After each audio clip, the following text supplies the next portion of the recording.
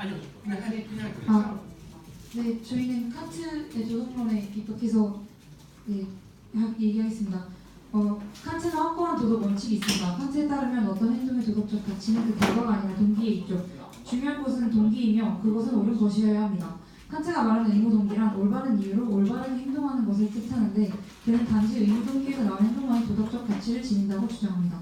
즉 이러한 관점에서 결과와 상관없이 칸트의 입장에서 도덕적 결정을 내린다면 그는 목사님에게 거짓말을 하지 말아야 한다고 말할 것입니다. 칸트를 이를 위의 상황에 적용시켜보면 목사가 살기 위해 목사는 공산당에게 하나님을 믿지 않는다는 거짓말을 해야 합니다. 하지만 칸트의 입장에서 거짓말은 두 가지 보편 준칙을 모두 어기는 행위입니다. 우선 거짓은 종류를 막론하고 진실이라는 원천을 오염시키는 것입니다. 즉 거짓말을 하는 것은 위에 언급한 행동 준칙에 따라 행동하되 보편적 법칙이 되어야 한다는 것을 위배됩니다. 한편 모든 인간은 그가 누구든 어디에 살든 존중받을 가치가 있다면 단순히 도구로서 취급되어서는 안 됩니다. 하지만 거짓말을 하는 것은 개인의 행복 그때와 같은 다른 목적을 위해 그 사람을 수단적 도구로 이용하는 것이지 목적으로 대하는 것이 아니기 때문에 두 번째 조건 또한 위배됩니다. 이렇게 보면 칸트가 원칙주의자이기만 하다고 생각할 수 있는데 칸트는 사람들이 이성적인 존재만은 아니라는 점을 인정합니다. 또한 칸트는 행동의 동기를 파악하기 어려운 때도 많다는 사실 역시 인정합니다. 그리고 의무 동기와 끌림 동기가 동시에 나타나기도 한다는 사실 또한 인정합니다. 그의 요점은 의무 동기만이 행동의 도덕적 가치를 부여할 수 있다는 것인데 옳은 일을 하면서 쾌락을 느낀다고 해서 그 행동의 도덕적 가치가 떨어지는 것이 아니라 중요한 점은 선행의 동기가 그 행동이 옳기 때문이어야 하지 쾌락을 주기 때문이어서는 안 된다는 것입니다. 따라서 이러한 인간의 동기 혼돈에 대한 이해가 선행된다면 칸트 입장에서 현실적 대안을 말할 수 있습니다. 저희가 말씀드린 현실적 대안은 부분적 진실을 말하는 것입니다. 그래서 부분적 진실이란 공산당이 쳐들어왔을 때 뭐라고 얘기해야 하냐면 믿는 것이 아니다 라고 말을 하는 것입니다. 이렇게 말을 하면 다른 사람들은 믿는다는 것은 지금 믿는 상태이기 때문에 상태이라고 생각한다면 거짓말이라고 생각할 수 있겠지만 우리와 거짓말을 하자고 주장하는 사람들의 입장에 차이가 존재합니다. 그러니까 그게 거짓말이라는 게 아니라 그 사람들이 결과론적으로 말한 것인데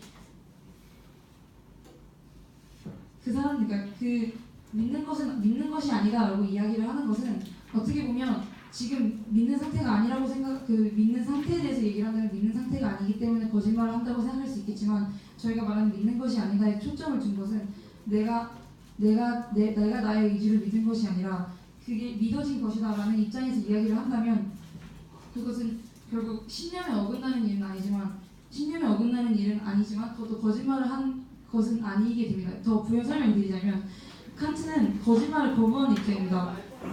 결과론주의 주장을 근거로 도덕법의 예외를 인정하는 꼴이기 때문이죠. 목적을 따져보고 예외를 인정해도 좋다 싶을 때마다 예외를 인정하면 도덕법의 정원적 성격, 즉 절대성이 무너지기 때문입니다. 또한 용의주도하게 회피하는 말, 방금 한 말이 용의주도하게 회피하는 말이라고 할 수 있는데 그것은 뻔한 거짓말로는 불가능한 방법을 진실을 말해야 하는 의무의 경우를 표합니다. 그러니까 거짓말을 피하고 상대를 의도하지만 엄밀히 따져 진실인 말을 애써 꾸며내는 사람은 비록 애매할지라도 도덕법의 존중을 표하기 때문에 칸트의 입장과 맞다고 얘기할 수 있습니다. 즉 오도하는 진실에는 공산당으로부터 사람을 보호하려는 한 가지 동기 외에도 진실 말하게 하는 의무를 지니하는 두 가지 동기가 담겨있기 때문에 거짓말과는 확실히 다르다는 것입니다.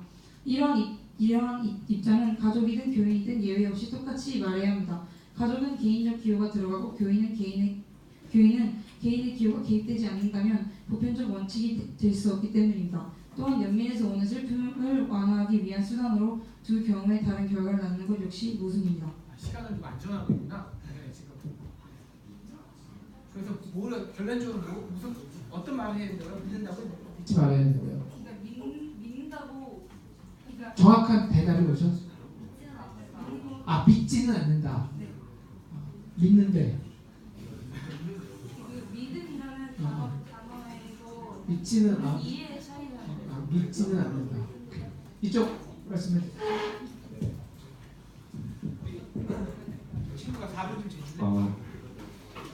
저희 배버에 따르면 정치인은 신념 윤리와 책임 윤리를 겸비해야 되는데 이때 신념 윤리란 공동체가 나아갈 방향에 대한 확고한 가치관을 의미하고 책임 윤리란 그 신념을 관철하기 위한 행동이 유발한 결과에 대한 정치인이 느껴야 될 무게감을 의미한다. 이 중에서 정치인에게 비교적으로 더 강조되는 윤리는 책임 윤리인데 촉발된 부작용에 대한 숙려 없이 책임 윤리가 결여된 정치 행위는 그 목적이 선하다는 이유만으로 정당할 수 없다고 저희는 생각하는데 그 이유는 세 가지가 있는데 첫 번째는 정치인 또한 평균적 결함을 보유하는 인간이므로 정치인이 추구하는 신념 윤리 자체가 완전하지 않을 수 있기 때문에 정치인의 신념이 항상 고결하다고 볼 수 없는 거죠. 그리고 두 번째 이유는 설사 옳은 신념 윤리, 완전한 신념 윤리를 세웠다고 해도 정치인이 판단 오류를 저질러서 그 신념 윤리를 실제로 실현하는 행동과 거리를 먼 행위를 실행할 수 있는 가능성이 있기 때문에 안 된다고 하고 세 번째 이유는 정치인이 행사할 수 있는 폭력적 권한의 특수성 때문인데 정치인은 합법적으로 폭력, 즉 강제성을 행사할 수 있는 사람이지만 신념을 위해 행사하는 폭력이 언제나 선함으로 정당화될 수 없는데 배번은 역사적으로 폭력을 감수하면서 선에 대한 신념을 관철시키려고 했을 때 그러한 신념이 결국 악으로 변질될 수 없다는 사례를 제시하는데 그거를 간략하게 말하려고 선한 것에서는 선한 것만이 악한 것에서는 악한 것만이 나온 것이 아니라 오히려 그 반대의 경우가 흔하다는 사실을 강조했어요. 그리고 정치인이 함부로 휘두르는 합법적 폭력은 정치인과 다른 신념을 가진 불특정 다수까지 해칠 수 있기 때문에 책임 윤리가 더 강조되어야 한다고 하고요. 일단 지금까지 말한 세 이유를 정리해봤을 때 배버의 정의, 즉 정치인, 책임 윤리를 지키기 위한 사람으로서의 요건은 행위자가 사람일 것 첫 번째, 그리고 두 번째는 행위자의 결단이 다른 사람의 권위를 해하는 폭력으로까지 이어질 수 있는지까지인데 이 상황을 봤을 때는 첫 번째 조건은 당연한 거고 두 번째 조건은 합법적 폭력을 행사하는 정치적 권력을 보유한 것은 아니나 공동체 구성원의 생사 결정권을 쥐고 있기 때문에 두 번째 요건에서 만족할 수 있다 볼 수 있기 때문에 저희는 목회자를 정치인, 즉 책임을 지키기 위한 사람을 받고 위 사례에 접목해봤을 때 교인 관련 상황에서는 세 번째 이유, 즉 불특정 다수에게 영향을 미친 사람이기에 정치인에게 있어 신념을 위한 폭력은 언제나 정당할 수 없다. 그러니까 가장 주요하게 작용하는데 교인 중 엄격하게 신념을 지키기보다 자신의 목숨을 소중히 여기고 싶은 불특정 다수가 존재할 수 있기 때문에 책임을 더 강하게 생각해야 된다고 생각하지만 또 교인의 상황이 아니고 가족의 범위로 좁아진다면 목회자는 정치인이 아닌 개인으로 돌아가기 때문에 왜냐하면 불특정 다수에게 적용되는 행위가 아니기 때문에 신념 윤리와 책임 윤리 중 어느 것을 더 무겁게 여길지는 가족과 목회자의 선택에 달려 있는데 이럴 경우 가족들이 모두 신념 윤리 신앙을 더 소중하게 여긴다고 문제 제시되기 때문에 이럴 경우 저희는 이것이 폭력적, 강요적 된 게 아니고 자발적인 거라고 생각해서 가족들이 순교하고 신념을 지키는 것이 더 올바른 선택이 될 수 있다고 생각합니다. 네, 반대 논의 있으세요? 반대 논의?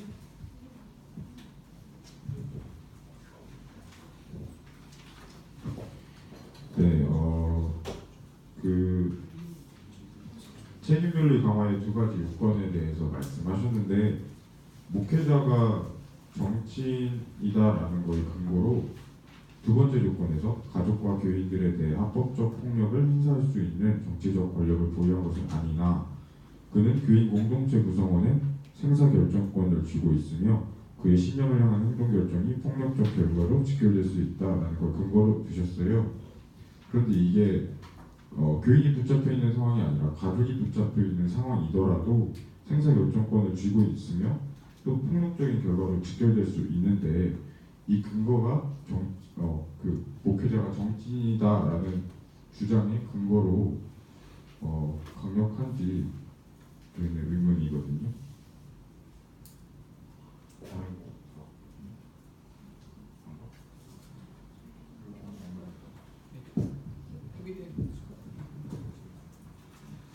내가 생명권을 갖고 있는지 갖고 없다는 거야. 나도 지금 선택의 여지가 없으니까, 그죠? 저희가 말한 정치인이라는 것은 아까 기존 논리를 발표해 주셨던 조장님께서 말씀하신 대로 불특정 다수에 대한 생명권, 그러니까 생사에 대한 권리를 가진 사람을 이야기하거든요. 근데 그 불특정 다수란 한 번에 완전한 합의를 볼 수 없는 사람이라고 저희는 생각을 했습니다.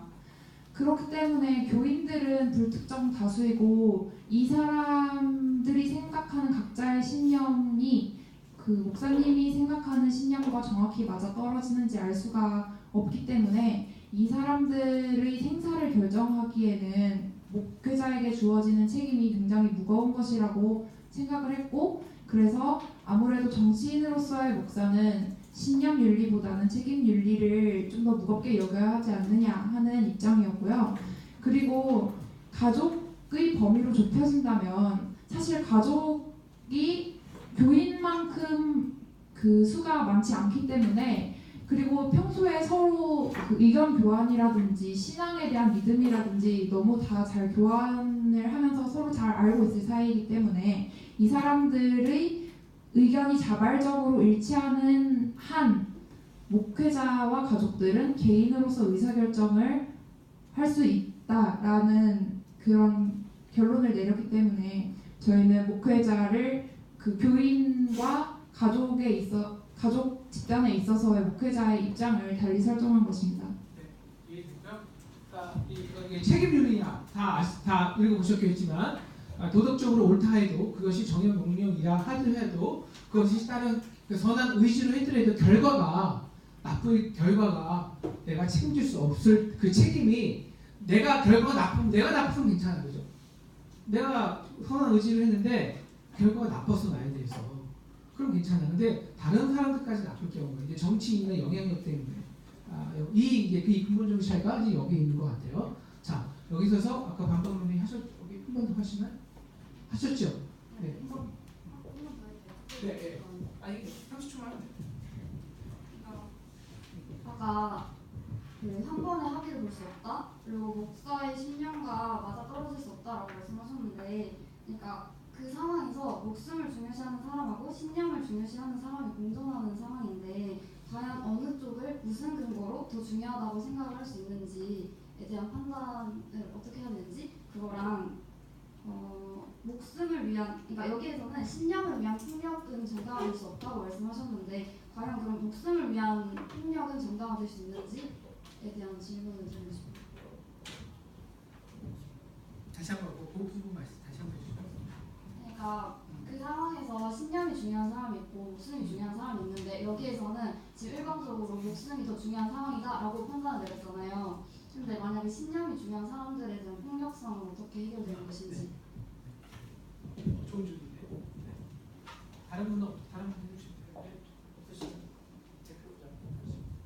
책임 윤리라는 것은 저희 생각에는 안전망입니다. 그러니까 목회자가 책임 윤리를 짐으로써 다른 교인들이 책임 윤리를 지어야 하는 것이 아니고요. 적어도 정치인으로서 다른 사람들이 자신들한테 맞는 선택권을 가질 수 있도록 최소한의 안전망을 마련하는 것을 말한다고 판단을 했습니다. 그런데 만약에 이 상황에서 정치인으로서의 목회자가 우리는 모두 순교를 하겠다라고 이야기를 했을 때 다른 사람한테는 선택권이 생기지 않지 않습니까? 똑같은 문제예요. 지금 똑같은 폭력이라는 거야. 네. 한 사람은 목숨에 대한 폭력이고 한 사람은 신념에 대한 폭력이라는 거죠. 그죠? 그런데 사실 만약에 정말로 신앙을 지키고자 하는 사람이라면은 자신이 좀 극단적인 예일 수 있지만 자신이 자체적으로 순교를 한다든지 하는 방식으로 그러니까 어찌됐건 살아 있는 이상 자기의 신념 윤리를 택할 수 있다고 생각합니다. 그렇기 때문에 정치인으로서 책임 윤리를 짐으로 인해서 다른 사람이 선택이 존중받도록 안전망이 마련돼야 하기 때문에 책임 윤리가 더 강조돼야 한다는 결론을 내린 겁니다. 그리고 저희가 같이 토론하면서 느꼈던 것은 오히려 지금 이렇게 가정되어 있는 상황 자체가 신념에 대한 폭력이 될 수도 있다는 생각을 했던 것이, 공산당이 일방적으로 쳐들어와서 너희들의 신념을 프루프하려면 죽어야 한다라고 말하는 것인데, 내가 이미 신념을 프루프할 필요가 없는 사람이고 신앙적으로 난 온전하다고 믿는 사람이 그러한 선택을 강요받는 것 자체가 폭력적인 상황이 될 수도 있다고 생각했고, 그래서 그것이 신념에 대한 폭력과 목숨에 대한 폭력으로 봤을 때 동등한 관계에 놓여질 수 없다고 저희는 봤습니다. 다른 쪽 시작할게요. 다른 쪽 이 관계에서 그래서 칸트는 내세를 강조했어요. 내세를. 왜냐면 내가 10년 윤리를 했어. 근데 결과가 나빴단 말이야. 그럼 내세라는 게 이제 죽어서 하늘나라 간다는 거지. 내가 죽더라도 그걸 보상할 수 있는 사람이 그 나쁜 결과조차 보상할 수 있는 절대선이 어딘가 있겠다. 그래서 내세를 이제 강조했는데 그렇다고 아까 여기서 우리가 배부에서 말했지만 여기 있는 모든 그 교인들이 그리고 제가 딸한테 물어봤어요. 야, 내가 이 상황에 가면 어떡할래? 우리 딸이 뭐라 할게? 우리 딸이 뭐라 그럴게요? 우리 딸이 아주 명언을 하더라고. 하나님도 이해하셔. 어쨌든 다른 쪽. 교수님 저희 네, 말씀하세요. 아까 칸트 윤리 말씀하신 분께서 용의주장에 회피하는 말에 관해서 말씀을 해주셨잖아요. 네.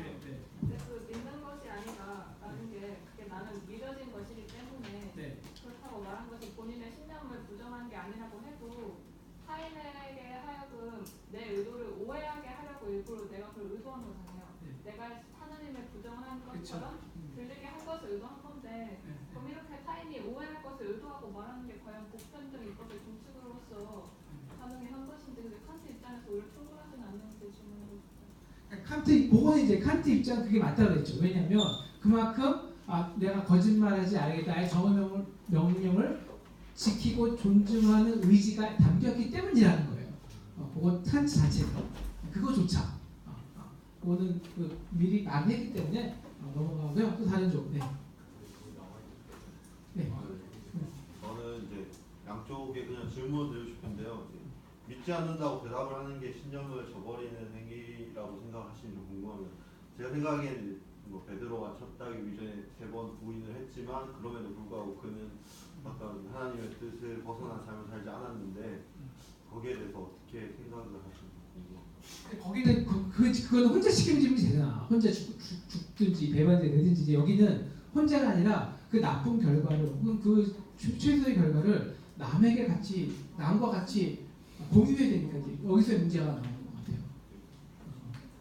자, 다른 입장에서 할 때. 다른 입장. 우리 무슨 입장이에요? 목적론 입장에서. 네. 저희도 목사라는 직업의 목적이 뭔지 생각하는지 알 수가 없는데요. 목사의 목적은 저희는 교회에서 예배를 인도하고 신자의 영적 생활을 지도하는 지도자 이렇게 하고 통직자라고 정의할 수 있다고 생각합니다. 그렇다면 목사의 목적은 신자들에게 모범이 되고 그리스도인으로서의 본보기를 보여주시는 것이라고 할 수 있기 때문에 만약 저희 조 같은 경우에 해당 상황이 주어진다면 그 목사 입장에서는 믿음을 저버려서는 안 된다고 생각을 합니다. 저는 근데 이제 베버에 쓰신 읽어봤을 때는 아마 이게 신념 윤리랑 좀 비슷하지 않을까 하는 생각이 조금 들었습니다. 그 목사 입장에서는 지켜야지. 문제는 나는 목적을 행취하는데 나랑 생각하는 다른 목적을 가진 사람의 목적을 내가 통적으로 함부로 그 목적을 정말 그 중에 나의 교인 중에 한 명은 지금 이 순간을 더 가족을 더 잘 지키는 게 목적일 수가 있잖아요. 그 목적이 부딪히고.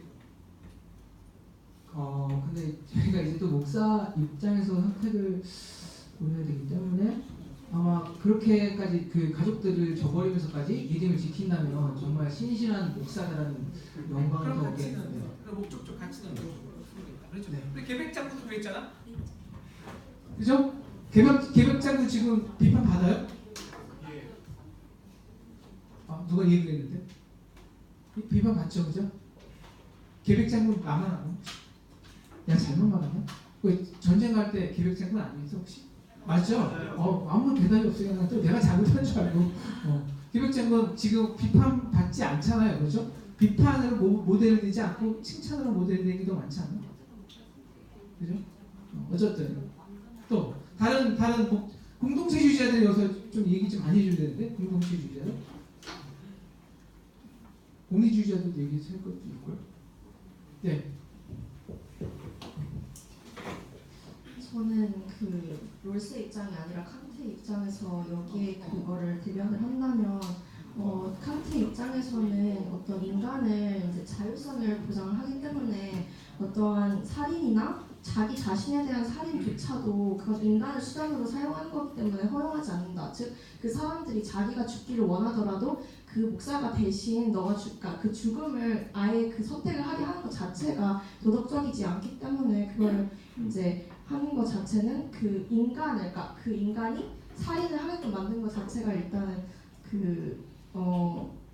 맞지 않지 않나라는 그런 입장에 대해서 그 타인에 대한 그 자율성을 존중한다고 있어서는 자유를 거기에는 좋지만 그 궁극적인 도덕이라는 그 가치에는 부합하지 않으니까 사람을 죽인다는 거는 도덕적으로 맞지 않기 때문에 아니라고 생각하는 얘기해주고 싶었습니다. 네, 그러니까 도덕 이 칸트 입장에서 두 개, 칸트 입장 내에서도 사실 뭔가 충돌하는 거죠. 칸트 입장 하나는 도덕을 정어명령, 도덕을 지켜야 되고 나의 보편적인 자기 진리를 조건 없이 상황과 관련 없이 말해야 되는 거고. 하지만 또 한 가지 그렇다고 그럴 거하고 자유, 상대방의 자유를 인정해 줘야 되는 거고. 이 두 개가 지금 부딪히는 경우죠. 칸트 입장에서도 어떻게 해야 돼요? 어떻게 해야 될까? 그걸 다 이제 고려를 하는 거죠. 책임을 져야 한다. 그러니까 결과까지도 고려한다고 말을 했기 때문에 그러니까 결과가 중요하지 않다 이런 입장이 아니에요. 결과도 중요한데 동기가 더 중요하다라는 입장이기 때문에 그러니까 약간 돌려 말하는 식으로 그 사람들을 살리고자 하는 의도가 있는 거죠. 그렇죠. 살리고자 하는 의도로 그렇게 했다. 거짓말도 하지 말아야 되고 살리기도 해야 되니까 네. 그렇게 할 수밖에 없는 거죠. 네.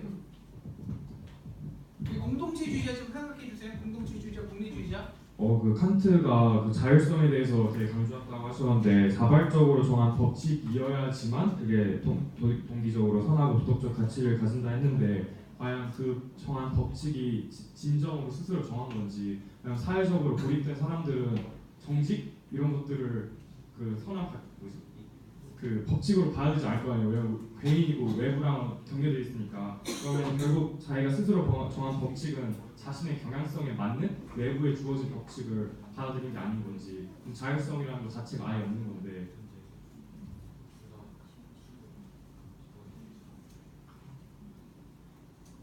칸트 쪽에서 설명하자면 칸트는 모든 사람들이 이성적인 존재고 그래서 실천 이성을 존재한다고 생각을 해요. 그러니까 모든 사람들이 이성적으로 판단을 내린다는 게 아니라 그렇게 생각할 만한 여지가 있기 때문에 자율성으로 행동할 수 있다라고 믿어요. 그리고 만약에 그렇게 생각하지 않는다면 모든 사람들이 자율적이지 않는다고 판단을 내린다면 사회 무질서이기 때문에 보편적인 원칙을 마련해야 한다라고 생각하는 게 칸트의 입장입니다.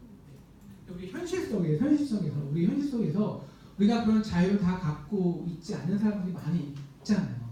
그렇죠. 현실적으로 지금도 자기가 선택할 수 권리가 없는 사람들이 굉장히 많이 있잖아요. 돈이 없다든지 배움이 없다든지. 근데 그렇게 정치인의 역할이 거기서 나오거든요. 정치인의 역할이 이럴 때 이것이 충돌할 때가 이제 문제인데요. 이쪽 공동체 입장에서 공동체 입장에서는 아니고요. 질문을 드리고 싶은데 네. 있는 것이 아니다라는 그러니까 이 사실 이 문제의 강점이 선택에 있는데 이걸 약간 교묘하게 피해가시면서 두 개를 다 챙겨가셨거든요. 그러니까 만약에 칸트가 그랬지. 그러니까 죄송해요. 그러니까 만약에 이렇게 했는데 도덕이 좀 뻑뻑해서 뭔 소리야 그럼 너는 믿어진다는 것이야 이런 식으로 되물었을 때는 그러면